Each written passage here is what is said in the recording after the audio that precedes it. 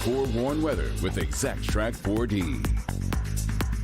Getting back to that forecast and cooler temperatures and so much less humidity today, which was a nice reprieve compared to what we got over the weekend. We'll take it. Yeah, I mean, it's the lower humidity that really makes a difference Absolutely. even more than the temperatures, because it's finally a night where we have really good sleeping weather. And historically, this is one of the warmest weeks that we usually see all season. In fact, the hottest week ever recorded in Michigan history was this week, where we had temperatures over 100 degrees. This is not the heat index. This is not what it felt like. These are the actual temperatures from July 8th all the way through the 14th, with those well over 100, and that was back in 1986. Now compare that to the week that we have ahead, and even though temps will be slightly above average by the end of the week, certainly a little more humidity, so it's not going to be cool by any stretch of the imagination, but it's not going to be as oppressive as it was last week. But the dew points will go up, especially we get to Wednesday and into Thursday.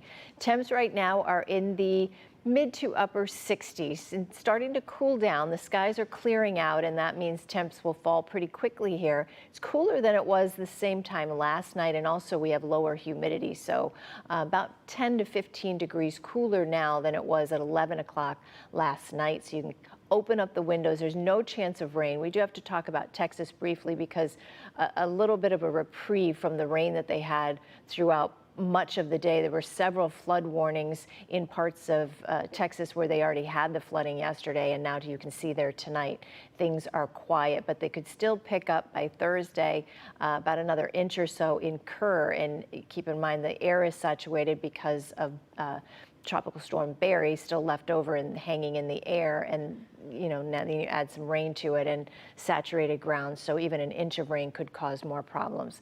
Back at home, we're dry tomorrow. If you have yard work, things you want to get done, tomorrow's a great day to do it. Then Wednesday, we have a chance for a few more scattered showers and some thunderstorms, but Wednesday's the day we'll look for some of those storms to come in right around 5, 6 o'clock in the afternoon. As of right now anyway, we'll have more information on that tomorrow, and then it looks like just some light rain possible for Thursday and into Friday. So forecast for tonight, we'll get down to 63 degrees, lots of clouds, very pleasant, a few clouds rather, just very pleasant tonight. Tomorrow's the best day of the week, in my opinion, with sunshine, fairly low humidity, and a high of 85. Then you'll notice the mugginess creep back in for Wednesday, and it's definitely going to be here again for the weekend, with highs into the upper 80s with heat indices in the low 90s. But at least for folks that have opened up their pools and things like that, those 80-degree temps are going to feel pretty good. Sleeping weather tonight's really going to be the best of the week.